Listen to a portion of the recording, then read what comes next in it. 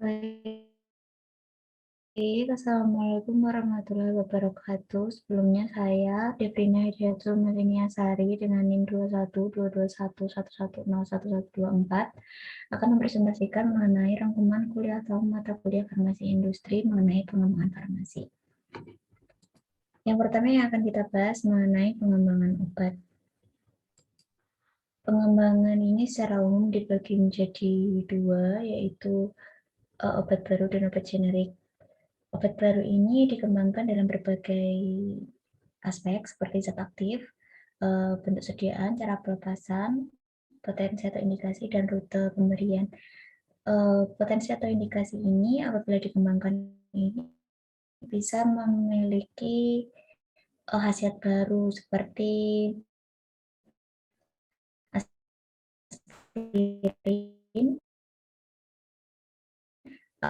Apabila dikurangi dosisnya, yang baru seperti yang mungkin awalnya dalam bentuk tablet, kemudian dipermudah dalam bentuk oral. Kemudian untuk obat generik, pada dasarnya di Indonesia lebih banyak dikembangkan mengenai obat generik karena pengembangannya ini memiliki risiko yang lebih rendah jika dibandingkan dengan produk inovator. Kemudian untuk alur pengembangan di sini dimulai dari business development yang memberikan hasil survei terhadap hasil survei dari marketing, kemudian diberikan kepada R&D. Kemudian R&D akan dibagi menjadi pengembangan formulasi, pengembangan metode analisis, dan registrasi. Untuk pengembangan formulasi ini diberikan kepada pihak produksi, yang mana akan dibagi menjadi tiga skala, yaitu skala rendah, skala menengah, dan skala pilot atau skala produksi yang lebih besar. Kemudian untuk pengembangan metode analisis ini dipasrahkan kepada bagian QC. Dan kemudian jika semua sudah dilengkapi, maka bisa dilanjutkan ke dalam registrasi.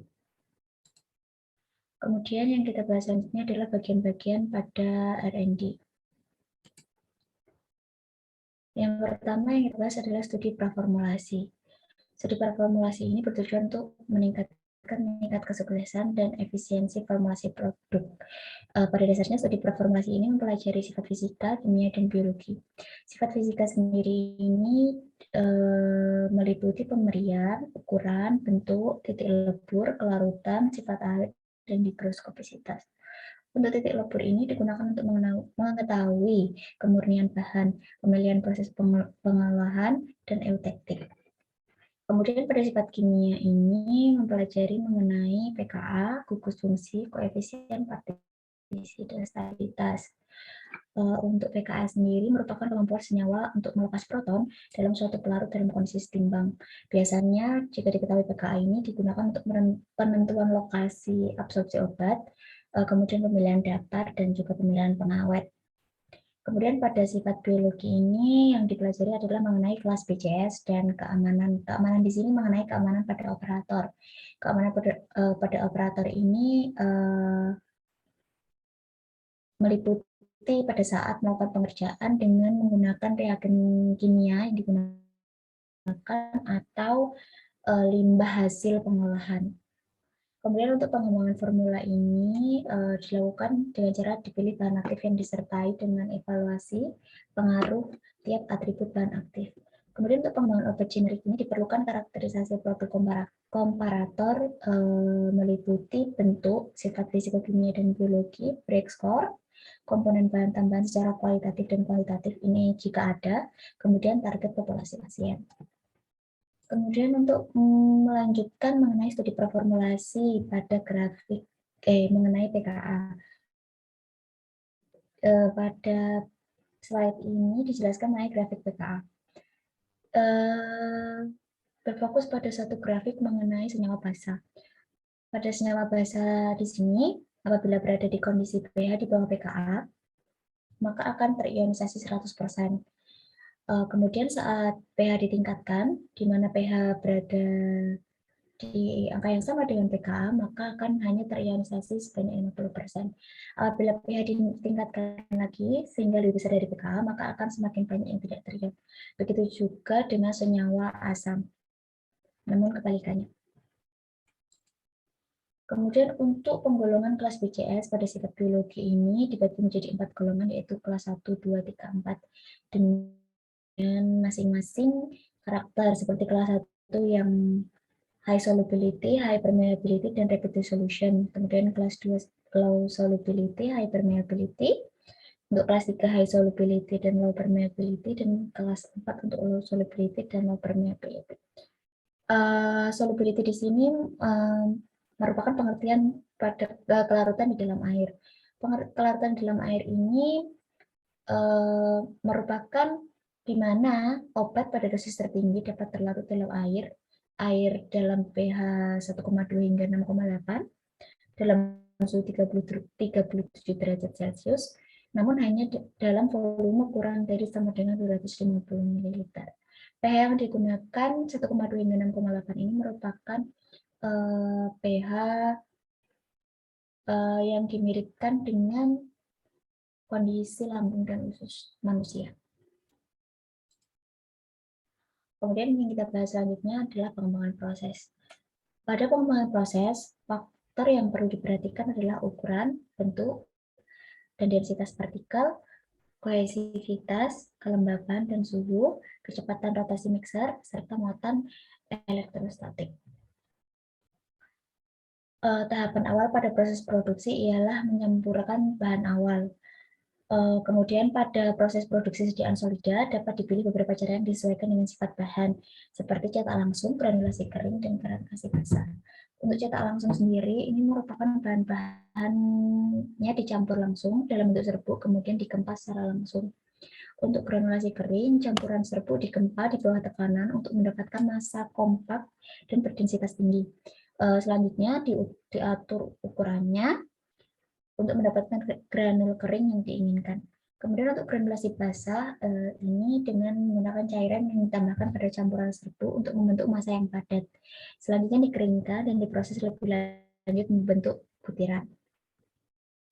Untuk bahan kemas yang biasa digunakan ini pada macam-macam bentuk seperti solida ini dapat menggunakan bahan kemas blister, strip, botol, dan saset. Untuk sediaan cair non steril dapat digunakan botol dan saset. Untuk sediaan semi solida dapat digunakan tube atau blister. Kemudian untuk sediaan steril menggunakan botol vial, ampul, kantung infus, dan siring.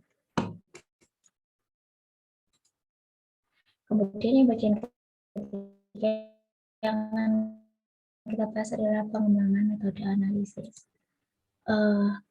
Pengembangan metode analisis ini memiliki acuan, yaitu monografi FI atau farmakope, atau menggunakan pustaka lain, dan diperbolehkan melakukan adjustment. Metode analisis ini mengacu pada monografi untuk melihat spesifikasi produk dan cara pengujian. Untuk adjustment sendiri ini dapat dilakukan untuk memenuhi kriteria penerimaan pada monografi yang dijadikan acuan. Untuk parameter uji stabilitasnya yaitu ada kondisi penyimpanan, waktu pengujian, pemilihan batch, dan spesifikasi. Parameter dan spesifikasi pengujian belum tentu sama dengan produk jadi. Perlu dilakukan justifikasi penetapan parameter, spesifikasi, dan interval pengujian.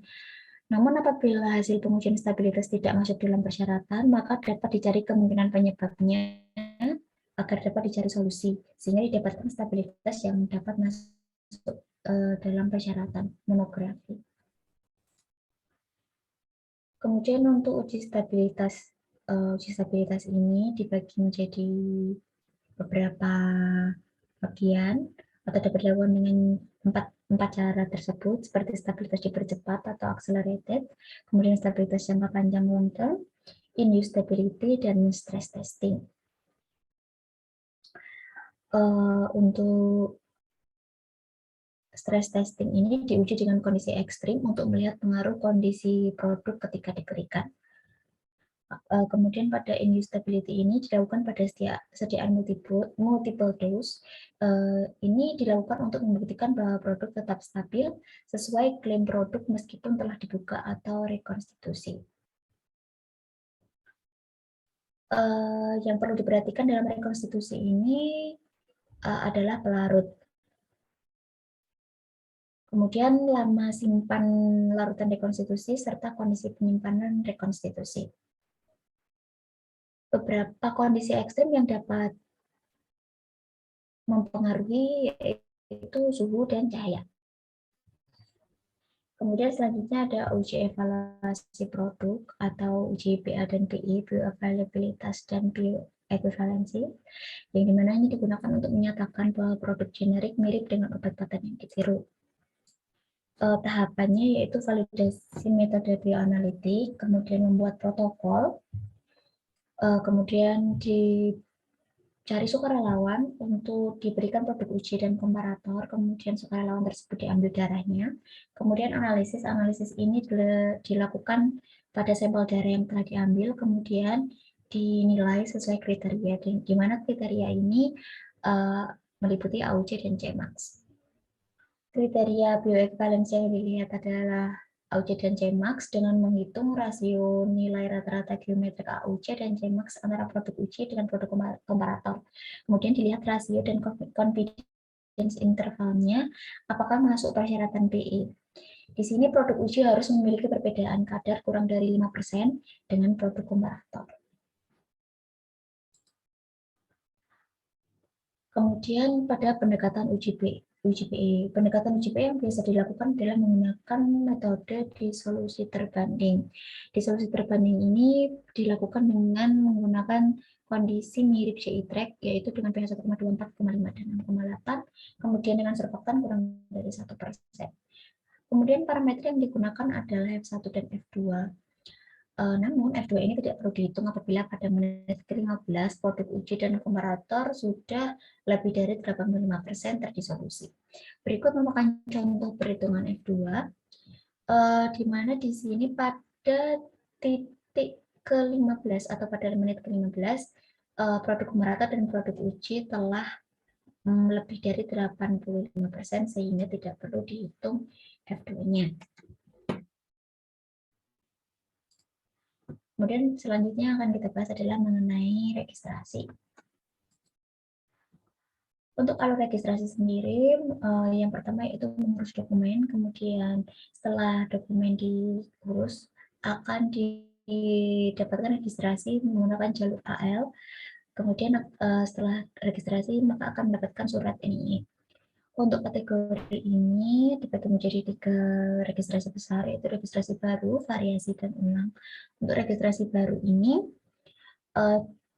memiliki kategori 1, 2, dan 3. Untuk kategori 1 sendiri merupakan obat baru dan produk biologi, termasuk produk biosimilar yang mana ini diperlukan uji klinis. Kemudian untuk kategori 2 yaitu untuk obat generik dan obat generik bermerek, di mana ini diperlukan uji bioekuivalensi. Kemudian untuk kategori ketiga yaitu sediaan lain yang mengandung obat dengan teknologi khusus. Untuk kategori 4, 5, dan 6, kategori 4 ini merupakan variasi mayor, untuk kategori 5 merupakan variasi minor, dan kategori 6 merupakan variasi notifikasi. Kemudian untuk registrasi ulang ini dilakukan untuk perpanjangan izin edar. Ini bisa dilakukan paling cepat 12 bulan dan paling lambat 2 bulan sebelum NIE berakhir. Apabila registrasi ulangnya tanpa perubahan, bisa paling lambat 1 bulan sebelum NIE berakhir. Baik, sebelumnya terima kasih atas kesempatannya. Apabila ada salah-salah kata saya mohon maaf. Wassalamualaikum warahmatullahi wabarakatuh.